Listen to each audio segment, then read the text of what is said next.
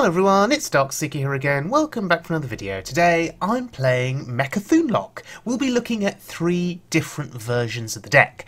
This version right here is quite a demon-centric, demon-heavy version. Void Lords and Mal'Ganis both in this deck. No Reno Jackson, no Hemet either. Instead, you've got double sacrificial pact. You aim to get that value from your demons, including the healing that sacrificial pact provides you with, and aim to last through to the late game where you can get the Emperor played, get the discount on 1 copy of Bloodbloom, and then get the discount also on Mecha'thun. Ensure you have no cards left in your deck. Play Bloodbloom, which then lets you play Cataclysm whilst you've got Mecha'thun on board, and then just win the game from there. That is the strategy with this particular deck, a slightly slower controlling version of the deck, because you don't have Hemet. So, let's look at one example of a game against a mage. Now, what has prompted me to produce a video on Mecha'thun? Well, I sat there one evening with my phone, and I won, I think it was 8 games in a row with Mecha'thun Warlock. And it was a really interesting experience because I never really played Mecha'thun Warlock competitively on the ladder before. And I thought, oh my god, this deck is really, really good. Won 8 in a row. Went from rank 5 to rank 3. Which was amazing. And then I thought, okay, let's record a video. And when I started recording footage for the video, that's when I started losing. Interestingly enough. Well, I won a few games, lost a few games. My win rate is probably just over 50% overall, but certainly nowhere near as successful as I was when I was playing it on my phone. So, going up against a mage here, and we're reflecting on these games. These games have been played historically. Looking at my hand, I can see the Void Caller. And with that being explosive runes, you hope, you pray for the Void Lord. Of course, you don't get it. But we can pull the Void Lord next turn by trading into his 5/5, and we have a good Defile play, potentially, to clear the board fully on his side. So, Mecha'thun Warlock, what do I really think of it? It's a fun deck, it's different. You can beat slower control decks who take their sweet time to set things up, because you can cycle through your deck, find Mecha'thun, get the Emperor discount and win. You can beat aggro decks if you draw into cards like Defile, if you can get Void Lords down early through Void Callers, and assuming your opponents don't run silence effects. But you do lose horribly to combo decks that find their combo pieces faster than you do. So, Mind Blast Priest with Prophet Velen, that can be a real problem. Freeze Mage can be a problem, or Exodia Mage. Because let's not forget, we're a slow deck too. And we can take our time, even with the ability to tap. It can still take a fair amount of time until you're in a position where you can empty your deck of all of its cards, which is then what allows you to play Mecha'thun in the combo to win. So we are still relatively slow, so you do die horribly to combo decks. And since I started recording footage for this video, I was facing lots and lots of combo decks. Surprise, surprise. Excuse me. It's as if Blizzard sensed that I was going to try and record footage for a YouTube video. Thought, okay, let's make his life difficult. So here you can see that we're down to 11 health. And we're in danger of dying. If we cannot make it to our Mal'Ganis turn and then our Blood Reaver Gul'dan turn, we could just die. So aggressive decks can just steamroll you. And I'm actually just going to play Godfrey for the body here. I think the 4/4 body is quite pertinent. It may allow me to put him under a little bit of pressure. Sure, we've done some damage now to our Void Lord. We've done more damage to our heal bot. But I like the 4/4 body on the board. There aren't really going to be any other uses for Godfrey in this particular matchup. We just have to survive.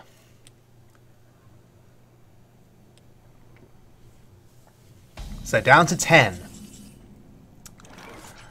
And I'm going to play Solarium to test for Counterspell. It is Counterspell. And to be honest, in games like this, you never get an opportunity to pull off the Mecha'thun combo. It's just all about getting to a point where you can stabilise and play Gul'dan or play Mal'Ganis, and then you just win. Mecha'thun not even needed. No point playing the Librarian there. It weakens us where we become more vulnerable to his burn spells. So, depending on that secret,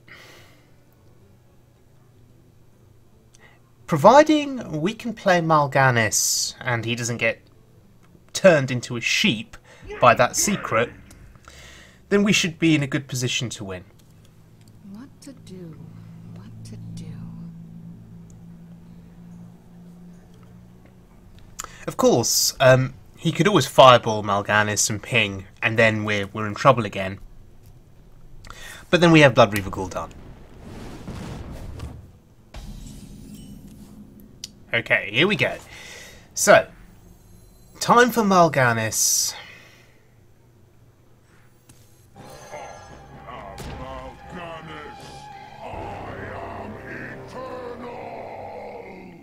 And I suppose we go face. And if that is ice block, we just pop the block. It is ice block. So now he has to kill Mal'Ganis, presumably with a fireball and a ping, and then have the burst damage that's required to hit us in the face. And I suspect he's not going to be able to accomplish that. So there we go. Who needs Mecha'thun?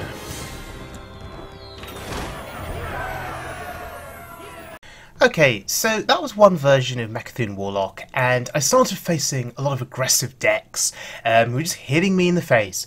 So I thought, okay, let's put in a copy of Reno Jackson. So this is version number 2 with Reno. I took out one copy of Mortal Coil, finding that sometimes Mortal Coil drawn in the late game was a bit of a dead card, and I'd much rather have Reno available for that healing just to survive until I could then play my Mecha'thun combo.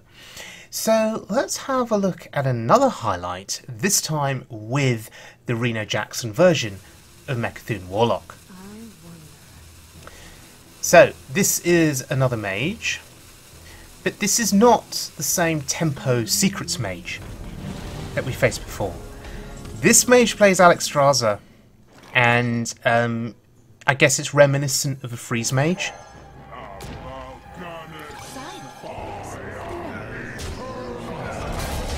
So Mal'Ganis allowing us to kill Alexstrasza there. That's pretty cool.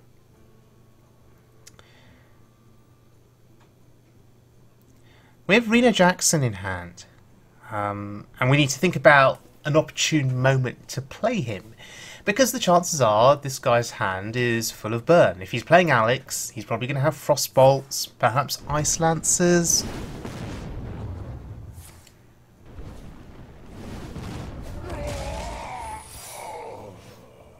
Now, he may not be expecting my deck to have Reno. At the moment, Reno is not playable because, of course, there are cards in this deck that play more than one copy. So you have to get to a point where you know, there are only single copies of cards left in your deck. That's when you can play Reno Jackson. Now, by playing Gul'dan here, I've lost the ability to tap. But I think, given the kind of mage that I'm facing, I'd much rather have the Warlock hero power that does 3 healing and 3 damage, rather than the tap hero power. What to do? And hopefully soon, though, our Reno will be active.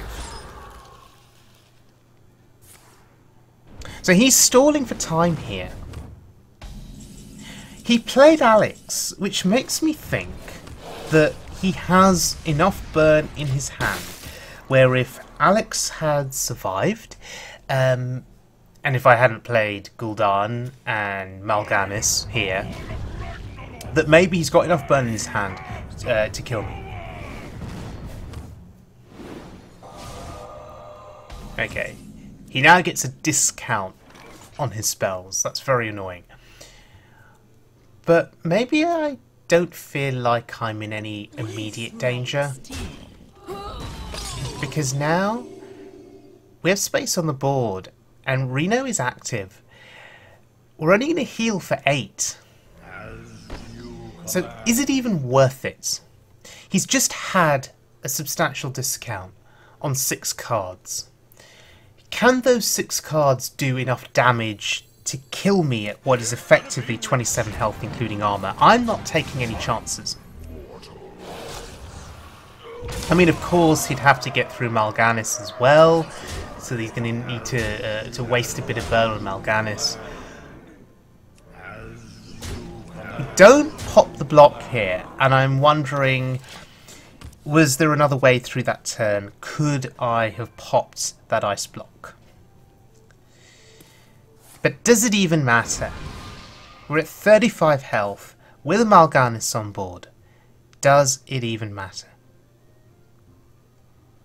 So this is another game where Mal'Ganis is proving to be a lifesaver. Or certainly a very awkward roadblock for my opponent. And with quite a lot of these games, I'm not even needing to play Mecha'thun. It's just a demon presence on the board. Void Lords, Void Callers, Void Walkers, Mal'Ganis, the Gul'dan hero power. That's all I need to win.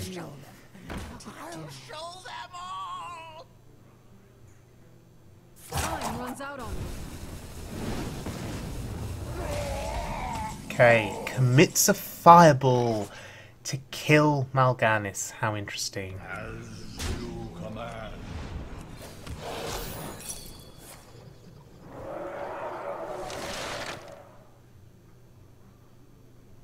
So we've popped the block here.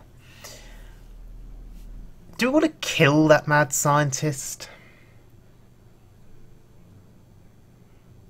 If we kill it, he'll get another secret out. So no, we don't kill it. We just leave it there.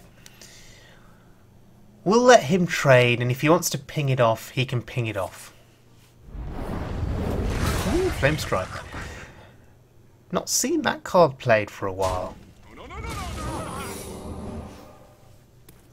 So we're left with an imp. And that particular imp is called a worthless imp. But in this particular context, not so worthless, because it represents 1 damage, which is actually enough to pop his block again. But no, we've got the hero power, it's absolutely fine. Ah, okay. Not ice block. Must be ice barrier. Fair enough.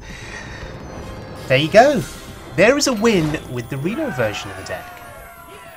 Okay, let's have a look at one final version of Mecha'thun Lock, this time featuring Hemet. Now, what is so special about Hemet? Well, any cards that cost 3 or less in the deck are destroyed on his battle cry, and that allows you to pull off your combo a little bit quicker, or a fair bit quicker. And when I was playing the more control-centric version of the deck that you saw at the start of the video, that's the deck with Mal'Ganis and Twisting Nether, I faced 2 Mecha'thun Locks that running Hemet, and they beat me because they were able to play Hemet on turn 6 and then pull off the Mecha'thun combo much quicker than me. So I thought, okay, I've got to try the Hemet version and see what happens. So you're going to have a look now at a game against a priest, and it's one of the most interesting, one of the most fun, one of the most unique games of Hearthstone that I have played ever, and it was incredibly exciting. So let's start out here, looking back at this game in hindsight, and hindsight is a wonderful thing. You get to look back at all of your mistakes and laugh at them. But anyway, against the priest, and so at rank 4, you'd expect it to be Big Priest, right? You'd expect it to be Big Priest. But no, this was definitely not a Big Priest, as you will soon find out. Yeah. This is Quest Priest. So what are you expecting? You're expecting him to complete the quest relatively quickly, because he'll play lots of cheap Death Rattle minions, heal to 40 with Amara, and then the shenanigans will begin with sort of double Mind Blasts, Prophet Valor, weird things like that. Well, that's what I was expecting, and it isn't quite what happened.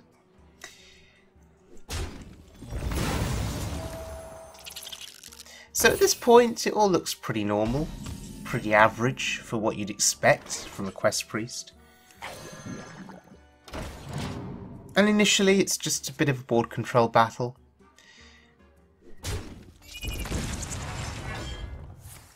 And he's working here to try and complete the quest as quickly as possible.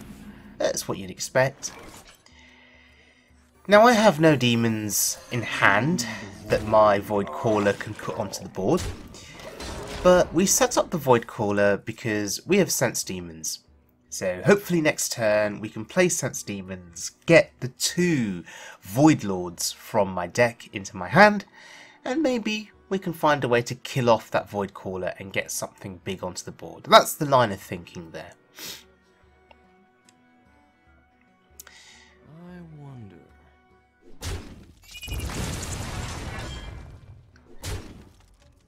So of course he ignores the Void Caller, as you would. And this is where things started to get really interesting. He plays a cube, and I wasn't aware that Carnivorous Cube, was a thing in Quest Priest. It's quite strange. So that gets you thinking, you know, what the hell am I facing here? So I value getting a Void Lord down onto the board. This jungle Okay, plays Elise. That's okay, I guess. And now as I head into turn 6, we have Hemet available. And you have to make the decision, do you play Hemet? Normally against any other class, the answer would probably be yes. So there goes a good chunk of our deck. But yes, this is a priest, and Psychic Scream is an issue. So he could Psychic Scream this board away, and that negates some of the benefit that Hemet has given us. Yeah, he could Psychic Scream this back into the deck, and then we'd have to draw all of these cards. And our combo doesn't get pulled off as quickly.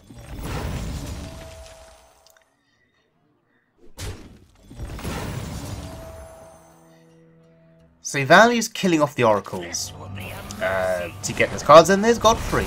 Okay, fair enough. At least it wasn't a Psychic Scream, so it could have been worse. Now, looking at my hand, is this an Emperor turn? We have Mecha'thun, we have Bloodbloom.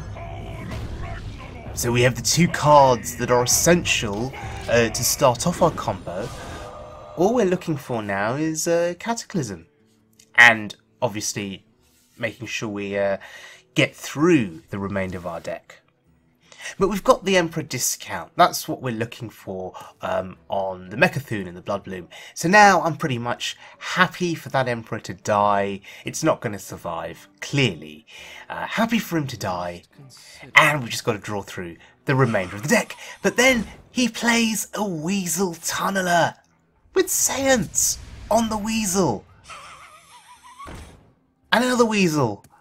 Aren't you supposed to save Science for Amara? But look, there go the Weasels, burrowing their way into my deck, and at this point you're thinking, what the hell is going on?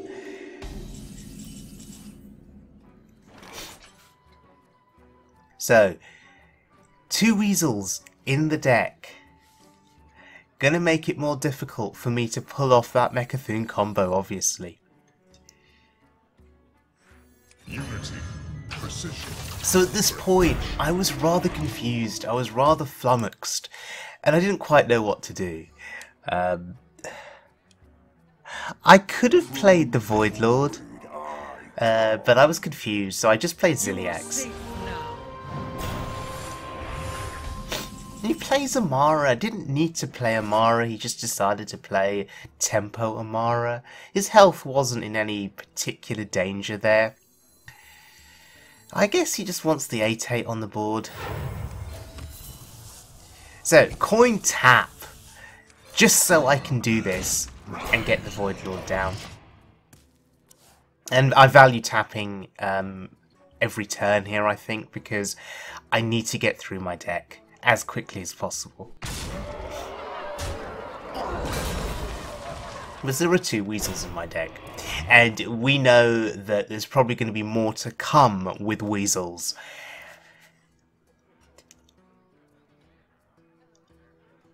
So, that Amara is in the way,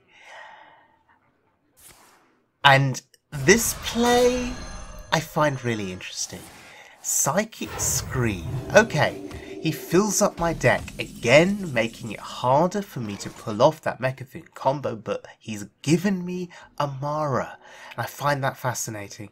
Why would you give me Amara and let me heal to 40? See, if I can heal to 40, how does he beat me? How does he win?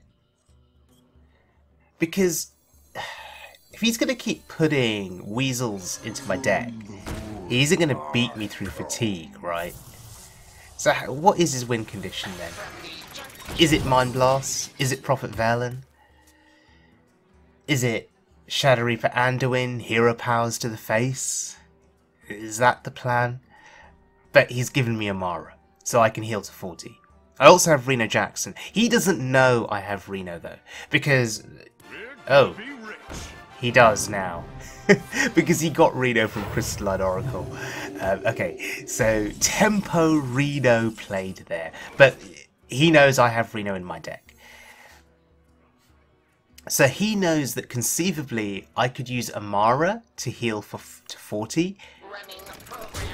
And then play Reno to heal back to 40 again. So keep tapping.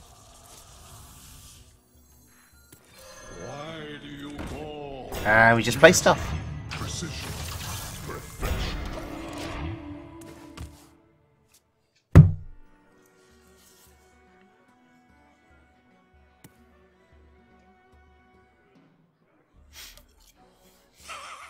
Okay, there's another Weasel. What is real? Oh boy. What is real? There's now 3 Weasels on the board.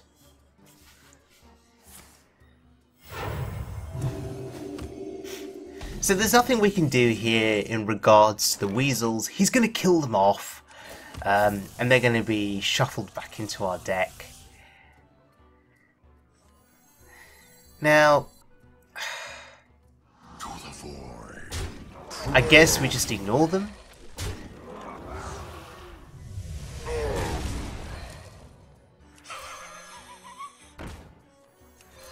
And just play stuff.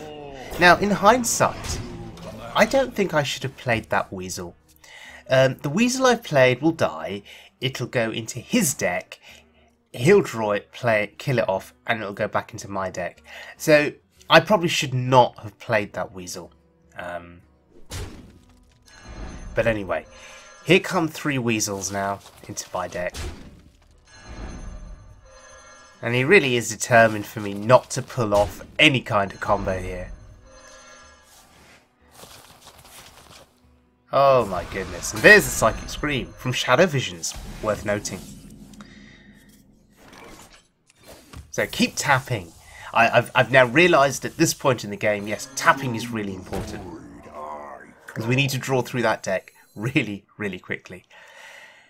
Tap every turn, and maybe try and get to a point where we can mill ourselves and overdraw, just so we can get rid of weasels. The light has betrayed me.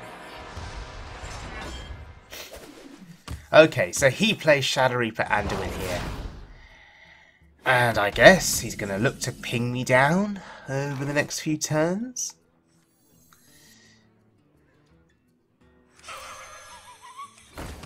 So I played that weasel so I could tap, right? If I just tapped and if I would have overdrawn there, I'd have milled Amara, and I'd have been really sad. So yeah, we had to play a weasel.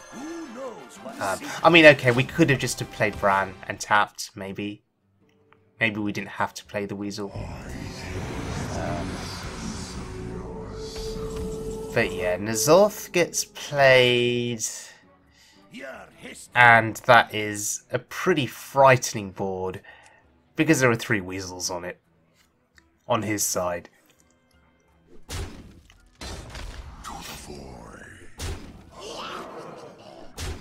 Okay. I think this is as good of a Godfrey turn as you get. As we welcome 3 more weasels into our deck.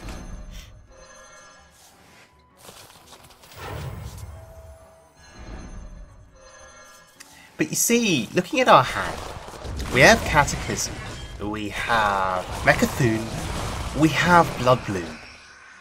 So we have our combo. We also have Amara and we have Reno.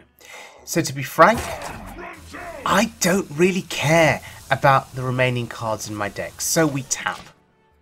And now the aim is to mill ourselves and get rid of those weasels.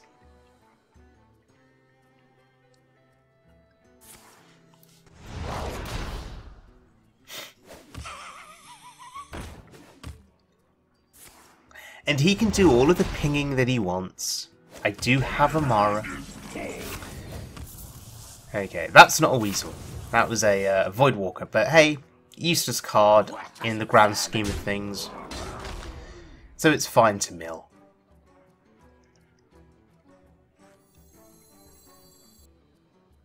Deciding not to play the Dirty Rat there. Let's see what he comes up with here.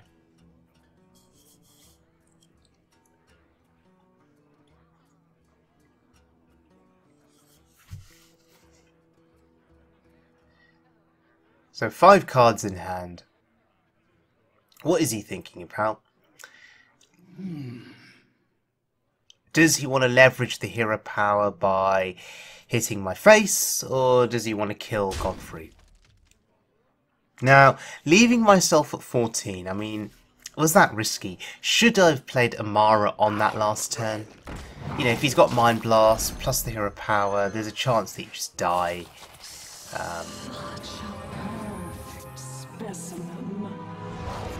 Okay, so now we're down to 11. Milling a weasel feels good.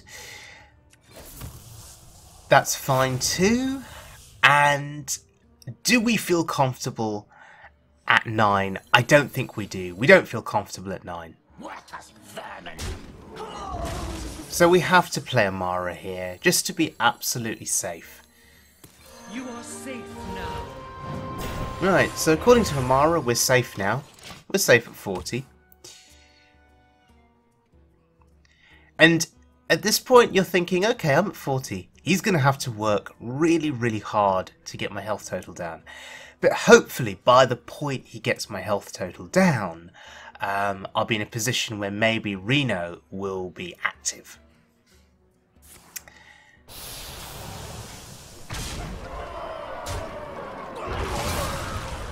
Okay. Here come more weasels. And this deck he's playing really is fascinating. It looks really, really fun. But what is the win condition? Beyond the Shadow Reaper Anduin hero power, what is the win condition? Does he run Mind Blast? Does he run Velen? What does he run? And against aggro, if you're going with this Weasel strategy, how do you beat aggro decks? Do you aim to shuffle lots of Weasels into their deck so that all they draw is Weasels? And I don't know.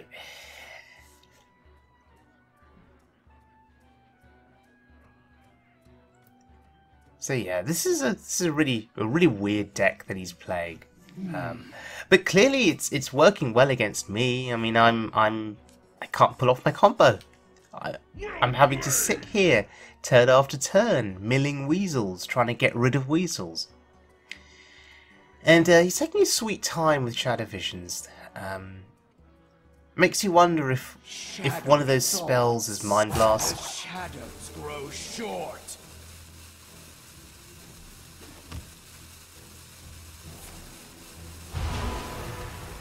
Okay, another Weasel.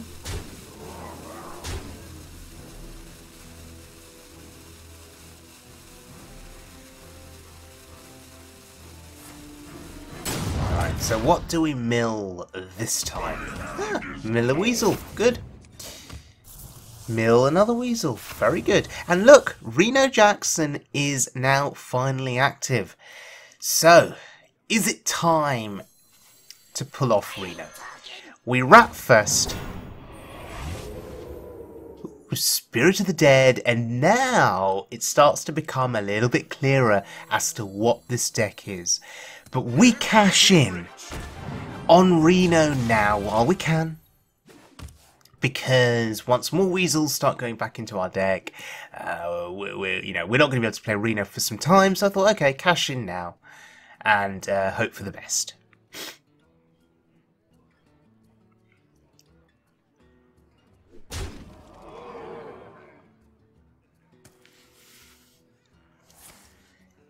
And I'm not sure why he pinged his own minion there.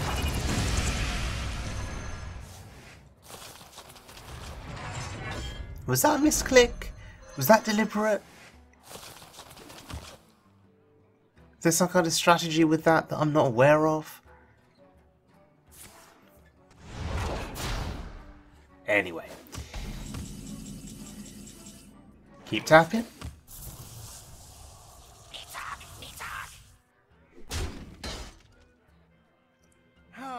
And we can just sit back here and chill.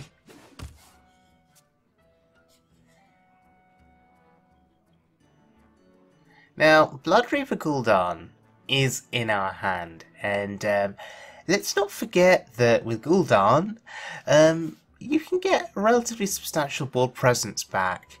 And when he's out of cards, when he's top decking, a board full of demons plus that 3 damage hero power, that's pretty significant. The damage it can do each turn is pretty significant. Because remember, his hero power can't heal his face anymore. He can only deal damage. So, if we could put out enough pressure once he's top decking and start whacking his face, we should be in for a good chance to win. So that's the line of thinking there with Gul'dan. And he's thinking about this Reno, right? He's thinking about whether he hero powers my face or whether he hero powers Reno. Maybe he's thinking I have some kind of a way to bring Reno back to hand, a return to hand effect, perhaps?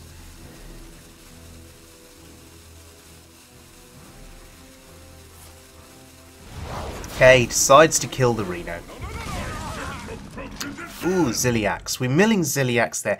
Ziliax actually a useful card still, even now, so not something that we wanted to mill, but fair enough. Decision has to be made. Do we tap again? We do. We get rid of that other bloody Weasel.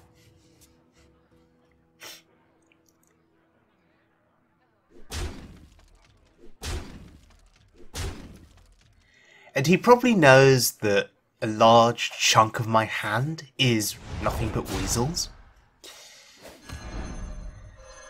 And he wants to give me more. More weasels. Interesting that he's hero powering the weasels and not hero powering my face.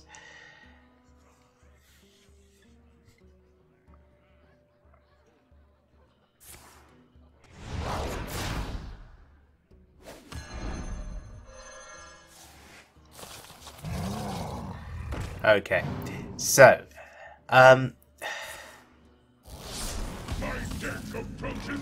we are relatively close now to being able to pull off our combo.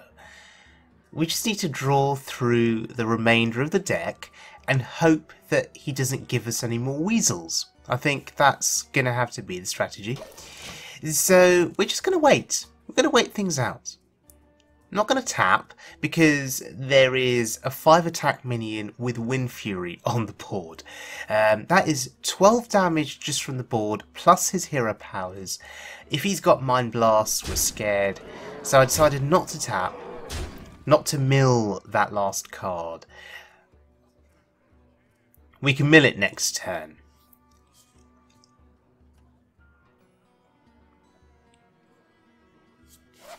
So, what is he thinking about here? And what does he have in his hand? I mean, this is such a strange deck. Darkness speaks to me. Maybe his win condition is not Prophet Velen and Mind Blast.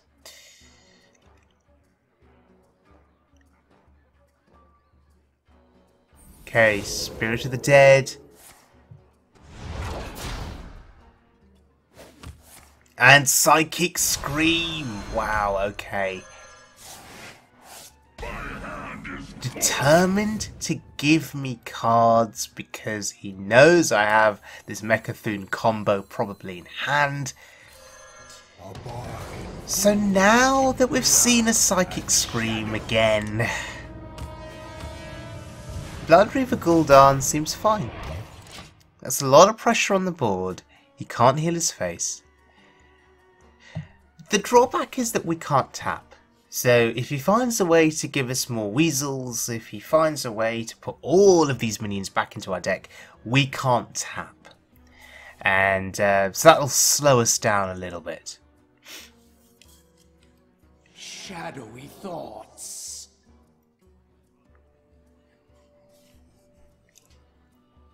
So rather than targeting my face, yes, he's targeting the minions. He recognises the pressure on board. And I'm fine with that, right? I'm absolutely fine with that.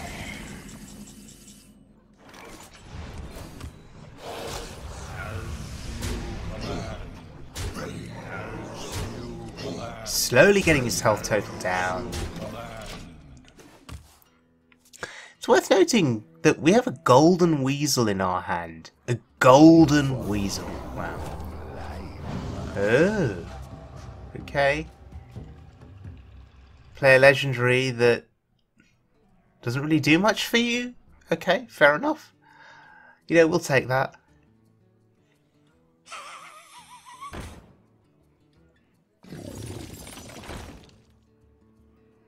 I'm almost out of cards. Yes, and holy moly, what's that? Yes, indeed.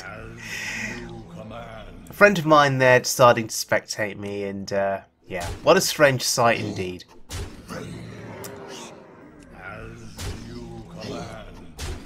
So we just feel absolutely fine here, just go in face. What's he gonna do? And do we just want to play the Golden Weasel? I think playing the Golden Weasel would just be really funny here.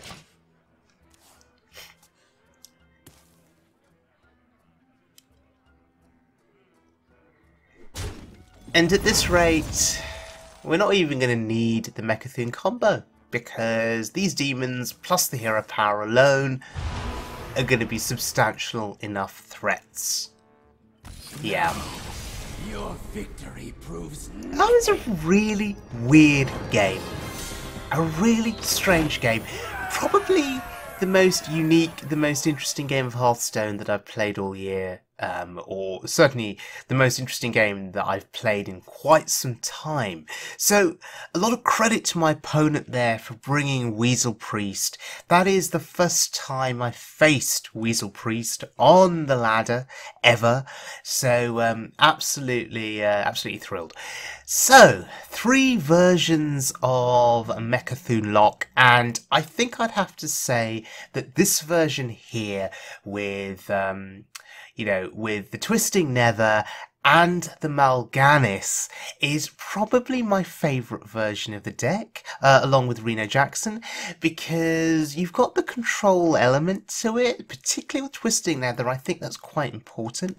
I know some decks play Doom, but Doom can actually be a real handicap. You end up drawing cards with Doom, and sometimes you can just draw too many cards and just mill yourself massively and lose pieces of your combo, and I don't think that's worthwhile. So I prefer Twisting Nether to Doom, and yeah, Twisting Nether can just get you out of some really nasty situations. So Mal'Ganis, who can make your hero immune, I think that's incredibly useful against combo decks, against freeze mages, against Exodia mages.